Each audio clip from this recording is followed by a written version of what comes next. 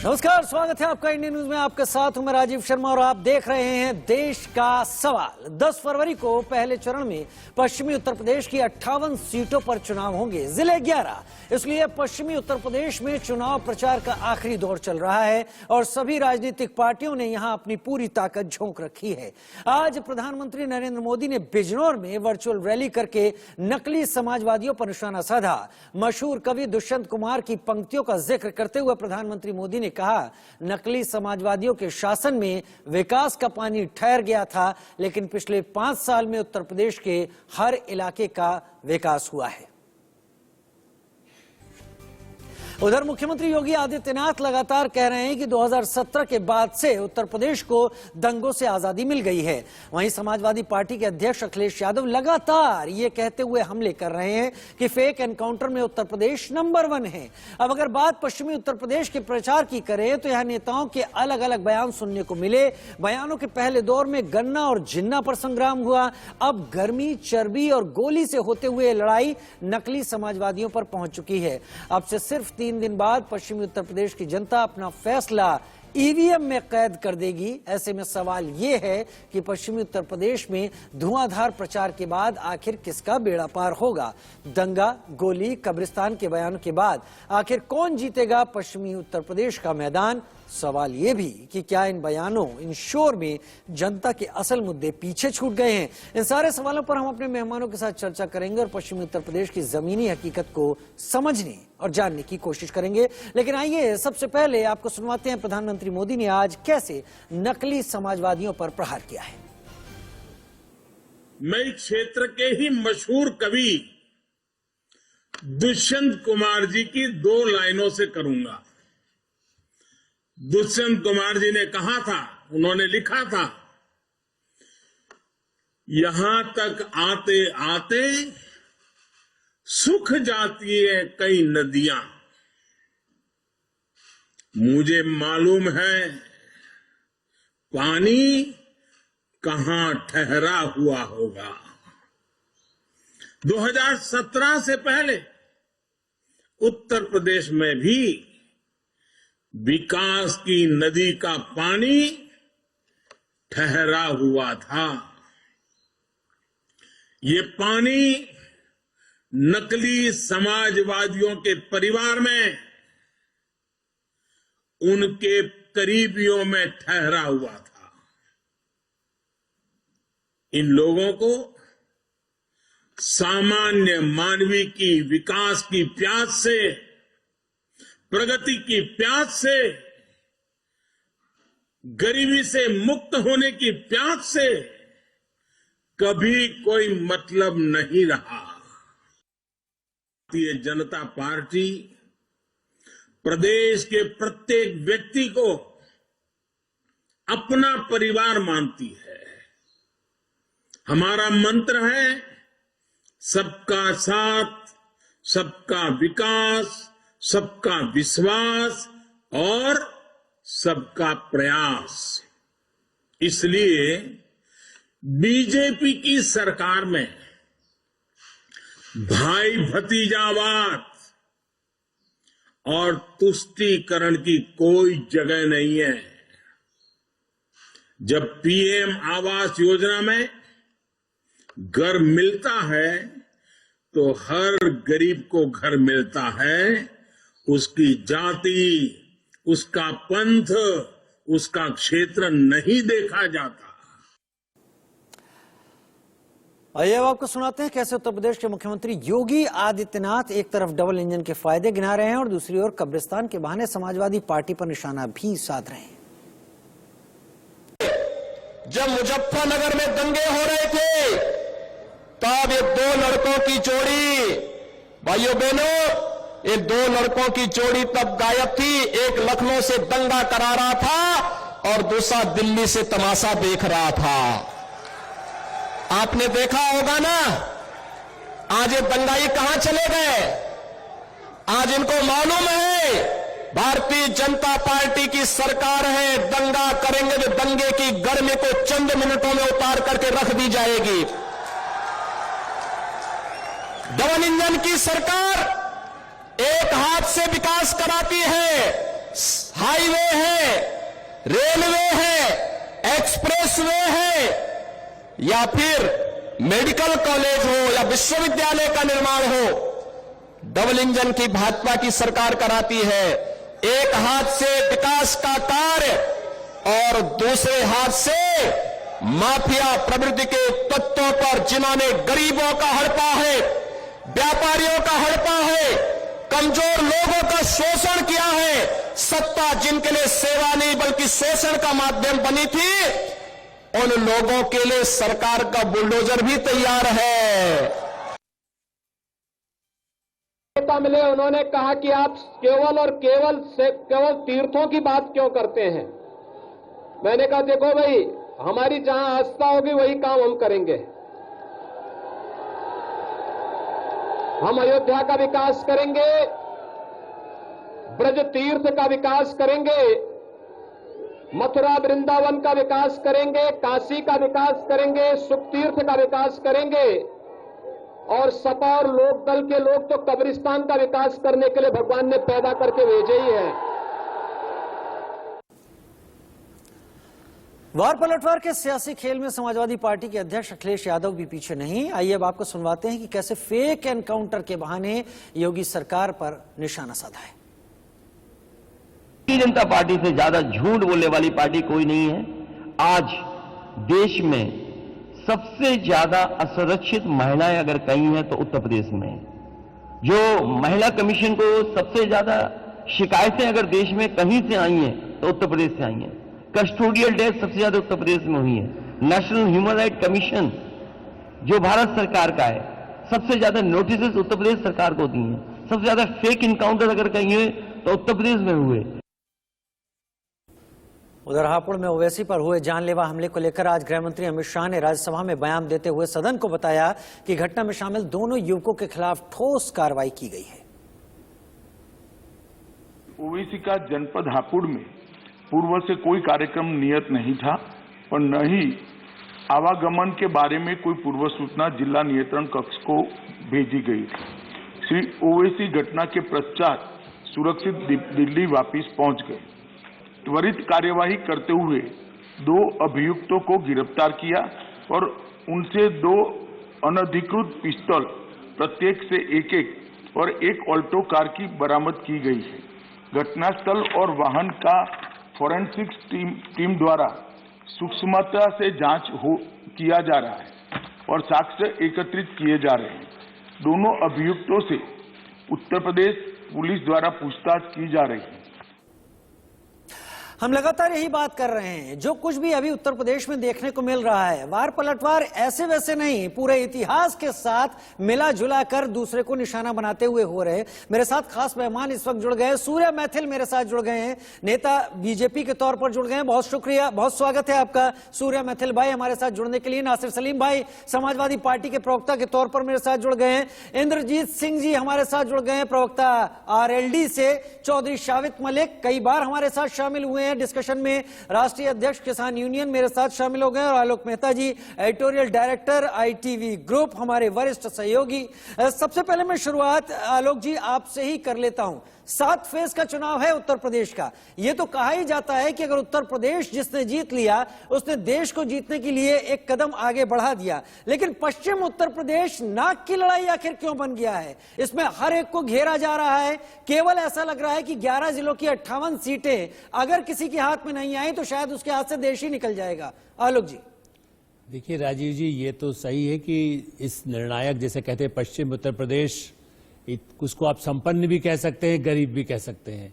और पिछले 1.5 साल से किसानों का मुद्दा जिस तरह से उभरा है, भारतीय जनता पार्टी और सरकार बराबर दावा यही कर रही है कि उन्होंने सब किसानों को मूल्य दिया, किसानों को, छोटे किसानों को लाभ मिल रहा है, 6,000 रुपये मिल रहा है, 10,000 रुपये मिल रहा है, खाद बिजली मिल रही है।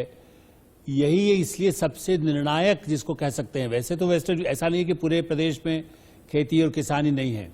दूसरा, चौधरी चरण सिंह का असर, जयंत चौधरी और अखिलेश जी अरसे बाद, मुलायम सिंह तो कभी चौधरी साहब के साथ ही थे, आज उनकी परीक्षा है। लेकिन आपने देखे जिस तरह से अमित शाह जी खुद और आज प्रधानमंत्री भी जिन इलाकों में गए हैं, मैंने जहाँ वर्चुअल मीटिंग्स की है, पूरी ताकत लगा करके, प्रियंका गांधी जा चुकी हैं, तो मुझे लगता है कि शक्ति परीक्षण का ये पहला, जैसे आप चावल पकता है ना तो आप देखते हैं ना कि पहले पता चल जाए, तो यूपी के इलेक्शन का एक तरह से इससे आगे की दिशा, ये अलग बात है कि दोनों पार्टियां आप देखेंगी 10 तारीख के बाद 11 को यही दावा करेंगी कि हमें ही वोट मिला है। वोट जनता आज बताती नहीं है। मतदाता इतना समझदार, दूर दराज के गांव का गरीब से गरीब, महिलाएं, युवा सब बहुत अधिक समझदार हो गए हैं, जो हमारे हम जैसे लोग या नेताओं से ज्यादा समझदार हैं। तो वो असली वोट देना जानते हैं। वो इसलिए वो परीक्षा होगी। हाँ, हिंसा न हो, जिस तरह के सांप्रदायिक भड़काने की कोशिश विभिन्न तत्व कर रहे हैं, उसमें हो सकता है कि सभी तरह के लोग शामिल हों, चाहे वो हमले की बात हो, धमकियों की बात हो। आज भी आप देखिए धमकियां दी जा रही है, बम से उड़ा दिया जाएगा, मीटिंग में ये कर दिया जाएगा। इस तरह की घटनाएं पश्चिम उत्तर प्रदेश में वर्षों पहले, हमने 70 के दशक में ज्यादा होती थी, हिंसा होती थी। इसे रोकने के लिए शायद सभी दलों को तो संकल्प तो करना ही चाहिए। इससे पहले कि मैं सूर्या मैथिल के पास जाऊं अपने सवाल के साथ, एक छोटा सा संक्षेप में आपसे जानना चाहूंगा, क्या किसान आंदोलन की नींव और उसकी जड़ें इसी पश्चिमी उत्तर प्रदेश में कहीं सिसौली से निकलती हैं, लिहाजा इसलिए कांटे का मुकाबला हो गया है? देखिए, वैसे यदि देखा जाए तो हम लोग लगातार इस पर चर्चा करते रहे हैं। शुरू तो पंजाब से ही है। पश्चिम उत्तर प्रदेश में टिकैत, हम ये आज तो अब कई इंटरव्यू उनके आज भी हम लोगों ने दिखाया है, इंडिया न्यूज पर भी, और सब जगह वो बोल रहे हैं, टिकैत साहब यदि चुनाव लड़ते जमानत जब्त हो जाती। ये मेरा ख्याल यदि सुन रहे हों तो ये हमारी राय तो बता ही दें। पहले भी चुनाव लड़ चुके हैं। ये देखिए, मजा लेते रहिए, किनारे बैठे रहिए और सब में आग लगाते रहिए। नदी किनारे बैठ करके आप पड़ोस के जंगल में आग लगा दें। इस तरह के नेता भी हैं। कोई जुनैन लोग भी हैं जो काम कर रहे हैं, चाहते हैं किसानों के हित में। जिन्हें गन्ना किसानों को मिला, जिनको नहीं मिला उसको दिलाने में मदद करें जी। ऐसे लोग, इसलिए पश्चिम उत्तर प्रदेश जड़ नहीं है। जड़ तो पंजाब है, जहां ज्यादा हथियार हैं, जहां ज्यादा ड्रग्स हैं, जहां ज्यादा सत्ता है। उसका असर भी पश्चिम उत्तर प्रदेश पर पहले भी कोशिश की गई और इस बार चुनाव में भी कोशिश होगी। ठीक है, उत्तर प्रदेश है, देश को दिशा देने वाला ये राज्य कहा जाता है, सबसे ज्यादा प्रधानमंत्री यहां से आते हैं, लिहाजा ये सब कुछ तो होना दिखता है। सूर्या मैथिल, प्रधानमंत्री ने कहा नकली समाजवाद, समझाइए ये नकली समाजवाद क्या है और क्यों इसको कहने की जरूरत आ पड़ी? देखिए, धन्यवाद सबसे पहले तो, और आप सभी मित्रों को और पूरे जितने भी व्यूअर्स हैं सबको भारत माता की जय, जय श्री राम। देखिए रजत भाई, कि जो अभी आपने प्रश्न उठाया नकली समाजवाद, तो माननीय प्रधानमंत्री जी ने जो बोला नकली समाजवाद, वो इस परिप्रेक्ष्य में बोला कि समाजवाद का अर्थ है समाज के सभी वर्गों का स्वांगीण विकास और समाज के सभी वर्गों को प्रतिनिधित्व। केवल परिवार का विकास और परिवार के क्षेत्र का विकास ये समाजवाद नहीं है। समाजवाद जो है, समाजवाद अपने समाज की अंतिम पंक्ति में जो व्यक्ति होता है, दबा कुचला वर्ग, उसका अंत्योदय, इसे समाजवाद कहते हैं। आप देखिए कि उत्तर प्रदेश की जनता ने सफाई का महोत्सव भी देखा है, जहां पर 1000 करोड़ रुपया उत्तर प्रदेश के टैक्स पेयर्स का केवल शराब में और नर्तकियों में बर्बाद किया जाता था। ये देखा गया है कि किस प्रकार से वो विद्या, कौन सा पुरस्कार था, मैं नाम याद नहीं आ रहा मुझे, जिसके अंदर अखिलेश यादव जी ने शुरू किया था, 11 लाख रुपए उसमें वो देते थे, और उसमें पुरस्कृत होने वाले लोग कौन थे? किसी ने 4 साल तक मुख्यमंत्री जी का जो कैंपेन चला लिया, किसी ने 3 साल तक मुख्यमंत्री जी के कार्यालय में कार्य कर लिया, कोई मंत्री का बेटा था, कोई किसी नौकरशाही की बेटी थी। तो ये समाजवाद नहीं है, इसे कहते हैं नकली समाजवाद। और अभी जो पश्चिमी उत्तर प्रदेश की आप बात कर रहे हैं, पश्चिमी उत्तर प्रदेश में अभी आपने एक लाइन बोली कि 10 तारीख के बाद ये दावा करने लगेंगे कि हम जीत रहे हैं और हम जीत रहे हैं। तो मैं आपको एक बात कह देता हूं, ये चुनाव है, ये 80-20 का चुनाव है। जयंत भाई गलत दिशा में हैं, वो जिनका समर्थन दे रहे हैं और जिनका समर्थन ले रहे हैं, ये वही लोग हैं जिन्होंने मुजफ्फरनगर की गलियों को लाल कर दिया था हमारे भाइयों के खून से। ये वही लोग हैं जिन्होंने की बहन बेटियों का संग दुराचार किया था। ये वही लोग हैं जिन्होंने झूठे मुकदमे लगवाए थे, और ये वही लोग हैं जिन्होंने चौधरी चरण सिंह जी की मूर्ति का अपमान किया था जी। और चौधरी साहब बोलते थे कि जिस गाड़ी पे लगा हो सपा का झंडा, उसी में बैठा होगा एक गुंडा। तो ये जो वैचारिक जो मतभेद है, जो असली और नकली को जो झुठलाने की कोशिश है, ये बहुत सूर्य मैथिल, आप लोगों को बीजेपी को नकली समाजवाद की परिभाषा आज रखने की जरूरत क्या इसलिए आ पड़ी कि समाजवादी पार्टी और आरएलडी से आपको तगड़ी चुनौती मिल रही है?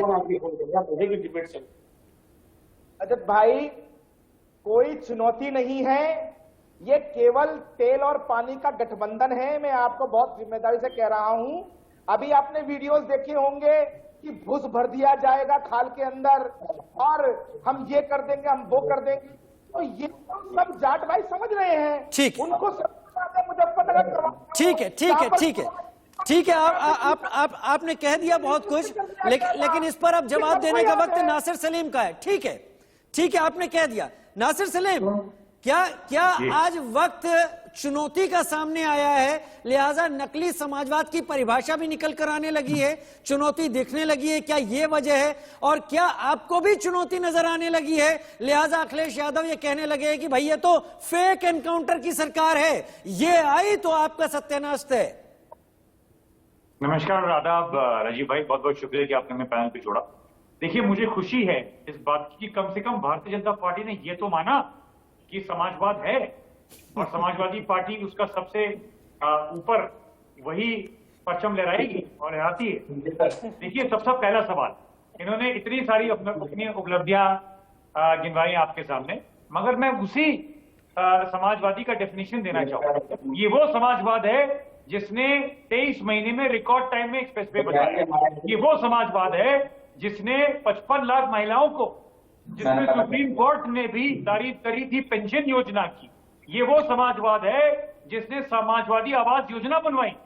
ये वो समाजवाद है जिसने पहली बार नॉन बीजेपी स्टेट डिस्कॉम की पॉलिसी अपनाई।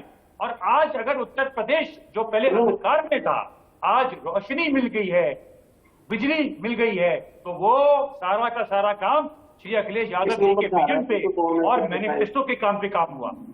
ये वो समाजवाद है जो आज भी किसानों के लिए एमएसपी का दावा करती है कि हम 15 दिन के अंदर अंदर एमएसपी का भुगतान पूरा करेंगे। ये वो समाजवाद है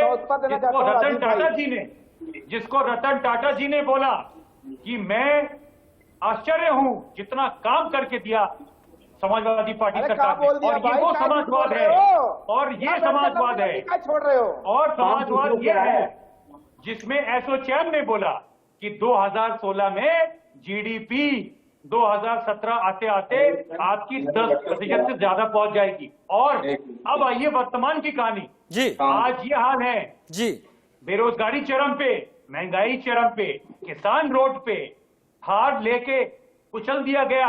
गाड़ी चलती है रोड पे, इनके लिए गाड़ी चलती है किसानों का खून करने। और ये हमें समाजवाद की बातें करते हैं, हमें सिखाएंगे समाजवादी पार्टी के बारे में? अरे कम से कम आईना में देख के तो रखिए सामने। आज के भाजपा के विधायक और जितने भी आपके कैंडिडेट हैं घुस नहीं पा रहे हैं, चाहे ग्राम में हो चाहे आपके गांव में हो। चलिए दिखाइए, जो सफाया होने वाला है 10 मार्च को, आपको भी पता है। और ठीक है नासिर भाई, आपने बहुत सारी बातें सामने रखी हैं और आपने कहा है कि समाजवाद क्या है, समाजवाद ने अपने पैमाने कैसे साबित किए हैं। अगर ऐसा है तो फेक एनकाउंटर का डर दिखाने वाले बयान अखिलेश यादव क्यों देते हैं? और अगर फेक एनकाउंटर है तो खींचिए कोर्ट में, केवल बयानबाजी क्यों चुनाव वोटिंग के पहले? मैं आपको बताता हूं राजीव भाई, नहीं उसका जवाब, बहुत अच्छा सवाल उठाया आपने और एक बहुत वरिष्ठ पत्रकार है और इसलिए मैं आपकी अदब, मैं आपको रिस्पेक्ट करता हूं। राजीव भाई, सबसे पहला सवाल, हमने नहीं उठाई ये बात, हम तो सुप्रीम कोर्ट, आदरणीय सुप्रीम कोर्ट की बात कर रहे हैं। सुप्रीम कोर्ट ने उत्तर प्रदेश की सरकार को और योगी आदित्यनाथ जी की सरकार को फटकारा और बोला कि नेशनल ह्यूमन राइट कमीशन की जो रिपोर्ट है उसमें highest number of fake encounter और कस्टोडियल डेथ अगर किसी ने किया तो वो जवाब सुप्रीम कोर्ट ने मांगा है। हम तो सिर्फ सुप्रीम कोर्ट की बात आप तक पहुंचा रहे हैं। सूर्य मैथिल सुनिए, आपके पास आ चुका हूं, पहले इनको सुन लें। उसके बाद जहां तक कानून व्यवस्था की बात करते हैं, ये एनसीआरबी की रिपोर्ट है, जितनी महिलाओं पे उत्पीड़ता हुई है इनकी सरकार में, ये कोई बात छुपी नहीं है। और एनसीआरबी की रिपोर्ट ये भी आपको बताती है कि लॉकडाउन में, जब लॉकडाउन लग गया था 2020 में, फिर भी एब्सोल्यूट नंबर आंकड़े जो हैं चरम पे पहुंचे।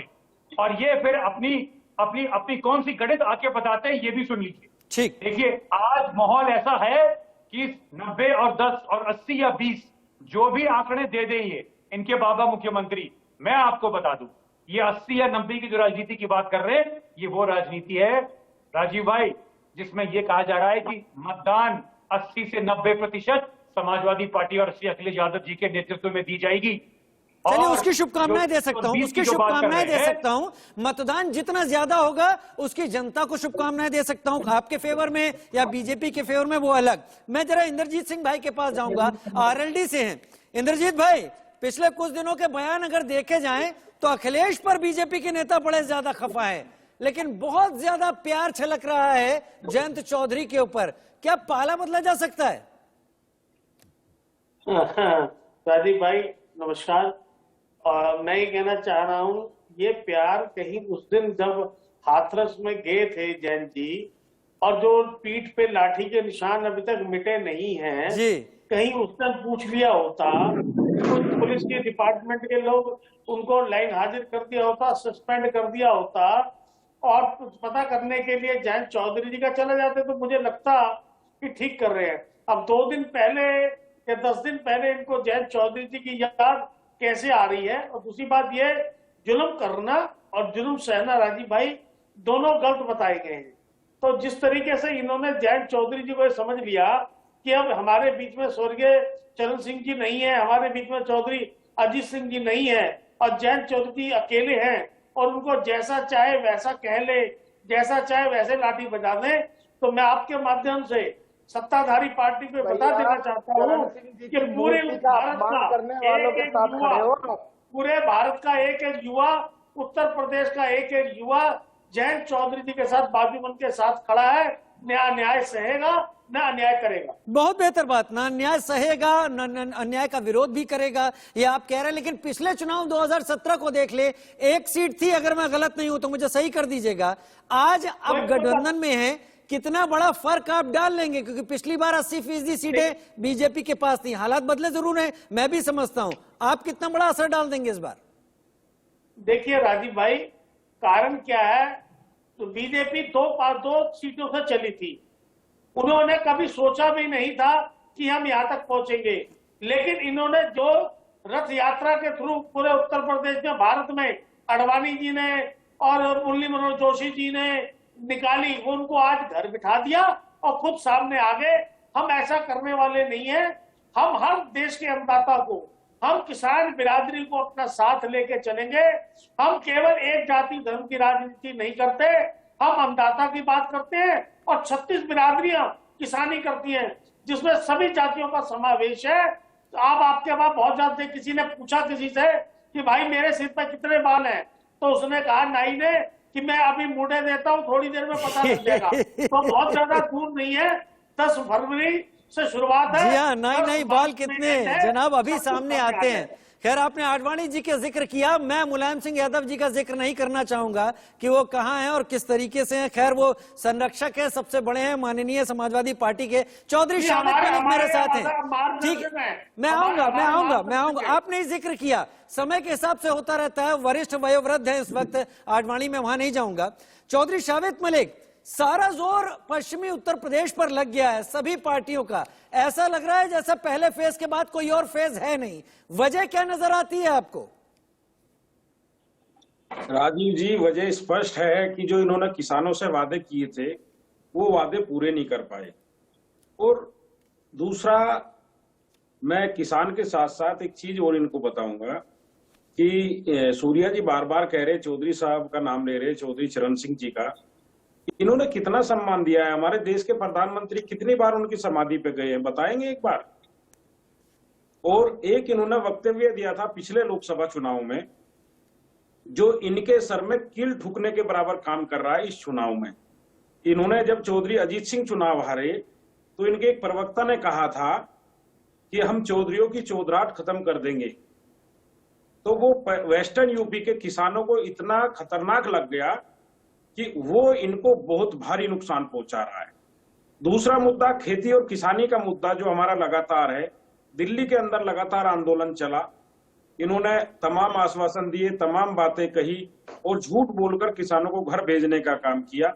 ना तो एमएसपी पे इन्होंने कोई कमेटी बनाई, ना शहीद किसानों के मुआवजे की बात करी, ना मुकदमे वापस किए, ना अजय मिश्रा टैनी को लेकर इन्होंने कोई अपना पक्ष किया, उनको बर्खास्त करने की बात या जेल भेजने की बात। रही उत्तर प्रदेश की बात, वेस्टर्न यूपी में गन्ने की बेल्ट है। इन्होंने माननीय प्रधानमंत्री जी ने खुद 22 जनसभाओं में कहा कि हम 14 दिन में भुगतान करेंगे। खुद गृह मंत्री जी ने कहा, मुख्यमंत्री जी ने कहा।